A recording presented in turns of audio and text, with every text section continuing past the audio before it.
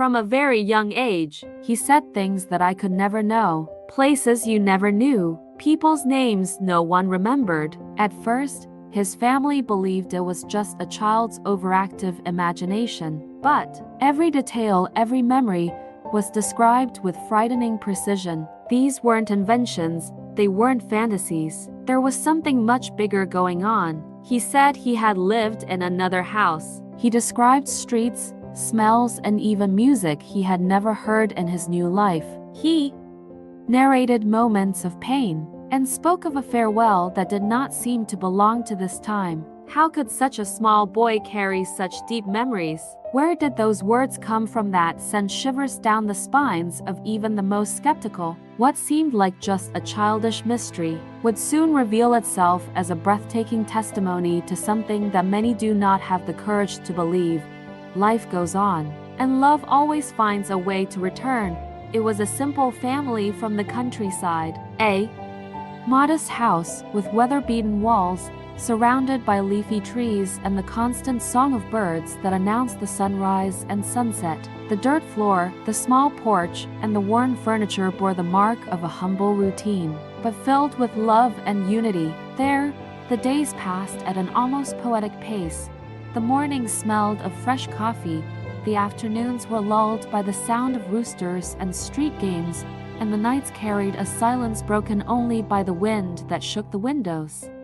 Amidst this simple setting, a boy of only 4 years old grew, small in stature, but immense in the depth of his gaze. His eyes were curious, restless, attentive to every detail around him, but there was something else, something difficult to explain. It was as if that boy carried within him an ancient wisdom, greater than his age allowed. While other children lost themselves in make-believe games, inventing monsters and heroes, he told stories that didn't seem to belong to the world of childhood. They weren't ordinary inventions, nor loose phrases. They were memories, memories that carried weight, emotion, and a realism impossible to ignore. Once, sitting on the doorstep, he described a large, white-walled house he had never seen before. He spoke naturally, as if he were simply remembering something from yesterday. He said there was a different mother there, with long, soft hair, who lulled him to sleep with old songs, different from the ones his current mother used to sing him. There was a longing in her voice, a melancholy that didn't suit such a young child. At first, the family laughed. They thought it was funny, believing it was just their overactive imagination, the fruit of stories they'd heard or confused childhood dreams. But little by little, the stories became more serious, more emotionally charged. The details were numerous, places he had never seen, people no one around remembered, smells and sounds that had never been part of that family's life. There was something disconcerting about the firmness of his words. He didn't seem to be making it up. He seemed to remember. The mother, silent, began observing every gesture, every phrase. The father, initially in disbelief, became uneasy as he heard the boy speak of tragedies, goodbyes, and even a sudden death. How could a child of only 4 years old narrate such pain with such clarity? The nights also began to reveal strange signs. The boy would wake up frightened, crying, as if reliving something that didn't belong in this life. Through tears, he called out for a mother who wasn't the one cradling him in the present. "Mommy, forgive me. I didn't mean to leave so early," she said between sobs. These words were like knives in the heart of his current mother, who hugged him tightly, trying to comfort him without understanding the origin of that pain. The family, which previously saw everything as a child's game, began to carry a weight. What was really behind those memories? Why did that boy talk about things so distant, yet so vivid? It was impossible to ignore. Each new sentence seemed to open an unknown door, as if the past insisted on mixing with the present. The grandmother, a woman of faith, began to remember Allan Kardec's old readings, and a thought began to haunt her mind. Does he remember a past life? This question, whispered in silent prayers, was never spoken aloud to the boy, but each day, with each new story, that hypothesis seemed to gain more strength. The atmosphere in the house was no longer the same. There was love, there was care, but there was also mystery, suspense, a silence filled with unanswered questions. And you, who are now listening to these words, imagine yourself in this family's place. If it were your son, your nephew, your child, and suddenly he started describing memories from another life, how would you react? Would he believe it immediately? Would he try to silence those words? Or would he seek to understand the truth that might be right before his eyes? This is where the story begins to take on greater weight, because it was no longer a childish fantasy. It was something that went beyond logic, and soon, that family would discover that they were facing a breathtaking testimony, capable of forever transforming the way they viewed life, death, and the love that never fades. The first doubts arose on an ordinary afternoon, one of those when life seems to follow the calm rhythm of routine. The father had come home from work, the mother was preparing a simple dinner, and the boy was playing on the living room floor with his toys. Suddenly he looked up, fixed his father's gaze, and said firmly, "You're not my real father." The silence that took over the house was so heavy that it seemed to cut the air. The father, not understanding, laughed nervously. The mother, frightened, tried to change the subject, like someone quickly putting out a flame before it becomes a blaze. But the boy persisted. His voice didn't tremble. It didn't sound like an invention.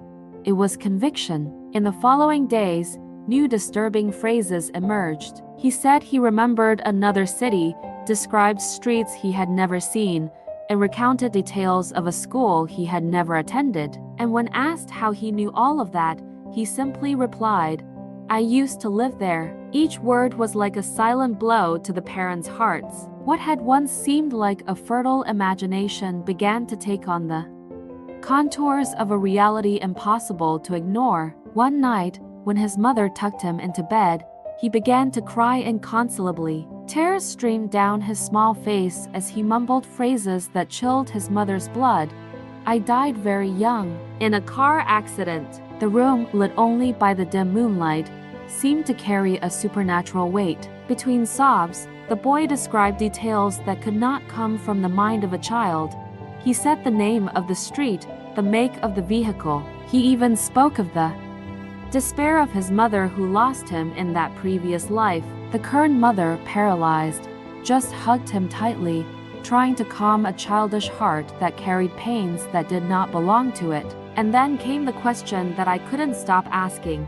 Would it just be imagination? Or was there a truth there that transcended the boundary between life and death? The following nights brought even more restlessness. The boy began to have constant nightmares. He would wake up screaming, calling out to an unknown woman, begging, "Mommy, forgive me. Mommy, don't cry for me anymore." Each word echoed through the house like a lament from beyond. The parents were at a loss for what to do. The father tried to explain it all away as childish fantasy. The mother, on the other hand, saw pain in his eyes that no child would imagine. And you, if you were in this family's shoes, how would you react? If your child, as a young child, began to tell you memories of another life, memories of his own death, would you believe him? Or would you close your eyes, afraid to see a truth that defies reason? The weight on that house increased with each new report. The previously light atmosphere of laughter and jokes was now permeated by an atmosphere of mystery,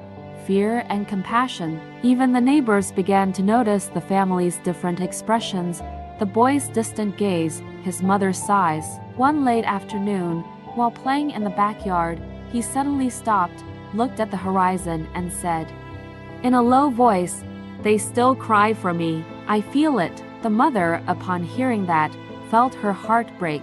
How could the son speak with such certainty about people he had never met? And most frighteningly, why did he seem to carry within him not only memories, but also the pain of those left behind? The boy did not speak like a child.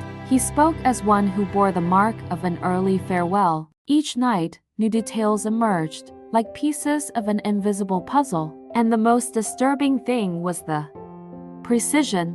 Dates, places, feelings, everything narrated with the clarity of someone who relived it, not just dreamed it. The family found themselves at a crossroads. Ignoring it would be more comfortable, but impossible. Accepting, on the other hand, meant opening oneself to a mystery that defied all certainties. And could you listen to the story of such a small child and still believe that death is the end? Or would you begin to wonder if, in fact, the spirit continues? If life goes beyond what we can see and touch? In that simple home in the countryside, a 4-year-old boy brought a revelation capable of shaking logic and hearts, the memory of a life interrupted, of a lost love, and of a pain that cannot be forgotten even when crossing the portals of death. But what no one knew yet is that all of this was just the beginning. Soon, the truth would be revealed in such a shocking way that it would forever change the way that family and everyone who hears this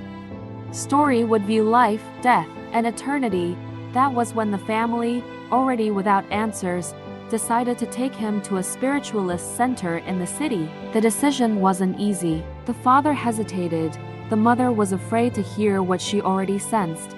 But the boy's suffering no longer allowed silence. It was necessary to seek explanations that went beyond common logic. That afternoon, as they entered the simple hall, lit by a few lamps and the subtle scent of incense, they felt a strange peace. The atmosphere was humble, but imbued with a serenity that seemed to embrace those who arrived. The boy, as he crossed the threshold, held tightly to his mother's hand. His teary eyes roamed the room as if something there were familiar, as if he had been there before in some distant time. During the meeting, a soft prayer began to be chanted. Voices rose in unison, asking for light, love, and protection. It was at that moment that something happened that no one expected. The boy, just 4 years old, began to cry profusely. His small body trembled as if he recognized every word spoken, as if those prayers touched invisible but still open wounds. Between sobs, he murmured phrases that gave chills to everyone present. "I came back, but not to suffer. I came back to love." The silence that followed was profound. Parents, visitors, center workers, everyone stopped, shocked. How could a child utter something so profound, so charged with spiritual awareness? The medium, present, overcome with emotion, closed her eyes for a few moments. Her face reflected the intensity of what she perceived beyond what her eyes could see. After a few seconds of respectful silence, she spoke in a firm but soft voice. "This boy truly brings back memories of a past life, but his soul doesn't return to experience the same pain. It now seeks to reunite with those who remained." The words echoed in the family's heart like a key that finally opened the door to a mystery. The mother, in tears, clutched her son to her chest. The father, who until then had been reluctant to believe, felt a lump in his throat. He no longer saw just a child with a vivid imagination. He saw a spirit with a mission. And you, who are listening to this story now, have you ever imagined if your son said something like that in front of everyone? Have you ever thought about the strength it would take to accept that that little life carries memories that transcend time? With each word from the medium, a new piece of the puzzle fell into place. The boy was not stuck in the past to suffer again. He carried within himself a mission of love, of healing, of reunion. It was as if he had returned not only to live, but to rescue hearts that still bled with longing. The spiritualist center was filled with an indescribable energy. Many wept silently, moved by the scene. Some, who had previously doubted reincarnation, felt in that moment that they were standing before living proof that life doesn't end in the grave. There was a pure testimony, coming from the mouth of a child who still barely knew how to write, but who carried in his spirit the pages of a story that could not be invented. The family's heart, though still confused, began to find peace. It wasn't madness, it wasn't imagination. It was spirituality in its most vivid form, revealing that death doesn't erase the bonds of love, it only transforms them. But this revelation, profound as it was only the beginning. Because, from then on, that boy's life would take even more surprising turns, and the greatest proof of everything that was revealed was yet to come. And are you ready to hear what happened next? Are you ready to discover how far love can go, even when death insists on separating you? What would unfold next would transform not only that family, but also everyone who hears the story, making it clear that life goes on, and that no true love is lost on the path to eternity. Days later, on a seemingly ordinary walk through the neighboring town, something extraordinary happened. The boy, sitting in the back seat of the car, watched intently as the streets passed before his eyes. Suddenly, his body shivered, his gaze changed, and with an inexplicable urgency, he asked his father, "Stop the car. Please, stop here." The request was so firm it didn't seem like it was coming from a child. The surprised father pulled over to the side of the road. Before anyone could even say anything, the boy opened the door and ran quickly down the sidewalk, guided by an invisible force, as if a deep instinct were pulling him. He stopped in front of an old white house, with weathered walls, peeling wooden windows, and a garden full of flowers that insisted on growing despite its abandonment. Her eyes filled with tears. His voice breaking, he murmured, "I used to live here." The family's silence was broken when the front door slowly opened. An elderly woman appeared in the doorway, holding onto the wood as if the sight before her was impossible to bear. Her eyes, filled with tears, fixed on the boy, and then, in a trembling voice, she let out words that chilled everyone's hearts. "My son." Tears began to stream down the woman's face, and her fragile hands trembled at the unbelievable scene. The boy ran to her and, without hesitation, hugged her as if he had found the safe haven of a lifetime. And the moment their bodies touched, an energy took over the room. There was no more doubt. It was a reunion. It was love that crossed death and defied time. The lady, still in tears, confirmed every detail that the boy had already revealed. She spoke of the accident that had taken him from her so early, of the despair she had experienced upon losing her son, of the pain that never healed. She heard from him the same words that had echoed in her mind for years, words that only that boy could know. In that embrace, two souls met again, a mother who never stopped loving, and a son who returned in another life to prove that love is not broken by death, it is only transformed. And you, who follow this story, can you imagine the impact of witnessing something like this? Can you feel what it would be like to look into a child's eyes and recognize the soul of your lost child there? Would you believe it right away? Or would you think your mind was playing tricks on you? For that family, there was no more room for doubt. The impossible was before his eyes. The current mother moved, cried alongside her past mother, understanding that they both shared, in different ways, the same love. The father, who had so often sought rational explanations, lowered his head in silence, feeling a weight lift from his heart and give way to faith. Curious neighbors began to approach. Many, upon hearing the woman confirm the boy's spiritual identity, shivered. Others, in disbelief, struggled to find an explanation. But faced with the power of that scene, even the most skeptical remained silent. At that moment, there was no religion, there was no belief or disbelief. There was only the living truth of the spirit, showing that life does not end in death. And you, once again, put yourself in the shoes of this elderly lady.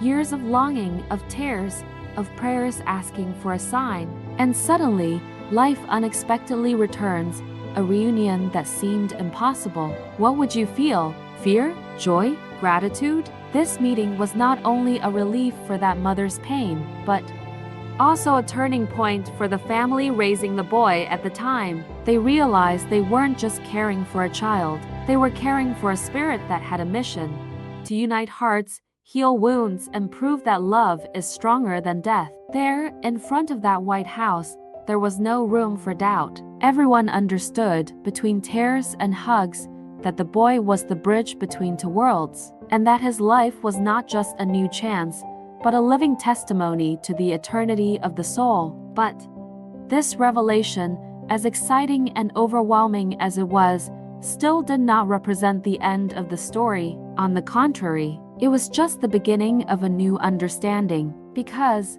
from that day on, everyone would realize that the boy's true mission was yet to be revealed. And are you ready to hear what the final lesson was from this story? Are you ready to discover how pain turned into hope, and how reincarnation can be the greatest proof that love never dies? Over time, the boy learned to live his new childhood, but without ever erasing the marks it left on his spirit. It was as if two stories, two lives, came together in one journey. The current mother, moved by understanding her son's mission, began to embrace him with even more love, understanding that she was not only responsible for raising a child, but for guiding a soul that had already gone through profound experiences. His former mother, the lady who had tragically lost him one day, began to see reincarnation not as a loss, but as a blessing, because, even in another body, even in another life,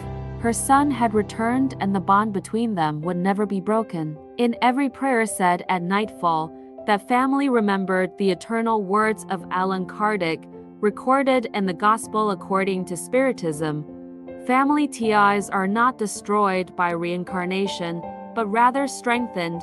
This sentence became a living truth in their hearts. There was no more fear of death, nor the feeling of abandonment. There was the certainty that life is eternal, that the spirit never ceases to exist, and that love is always the invisible thread that unites all existences. The boy grew up, and as the years passed, his memory of his past life became lighter, almost like a distant dream. But his story, witnessed by so many, remains proof that reincarnation is not just a doctrine, it is a reality. That spirit, who once suffered the pain of separation, found in returning to earth a new opportunity to learn, love, and teach. And through him, everyone around him learned too. They learned that love is never lost. They learned that life is made of reunions. They learned that when the body rests, the soul lives on, waiting for the next chapter of its journey. Now, stop for a moment and think. If death is not the end, if our bonds of affection continue beyond this life, so how many people who have passed away continue, in some way, to walk alongside us? How many reunions are still in store for us in other existences, in other opportunities? Perhaps, when you look at your son, your mother, your brother, or that friend who seems like a part of your soul, you are, in fact, reconnecting with someone who has walked with you in other lives, and that changes everything. It changes the way we love, forgive, understand, and even live in the present. Because, if life doesn't end, every gesture of affection, every act of kindness, and every forgiveness offered is not lost. They are eternalized in the spirit and return to us at the right time. This story teaches us that reincarnation is more than a spiritual mystery. It is proof that God gives us infinite chances to start over, to repair our mistakes, to find those we love again, and to always move towards the light. And you, who have followed this far, have you ever thought if some of the bonds you have today could have come from another life? Have you ever imagined who, on your current path, could be a reunion of love that has spanned centuries, or even a reunion of souls who came together to learn and evolve? Leave your thoughts in the comments. Your opinion can inspire other hearts who, like you, seek to understand the greater meaning of life. If this story touched your soul, like this video so more people can access this message of hope, and subscribe to the channel to follow other real and moving stories like this one, which remind us of something essential.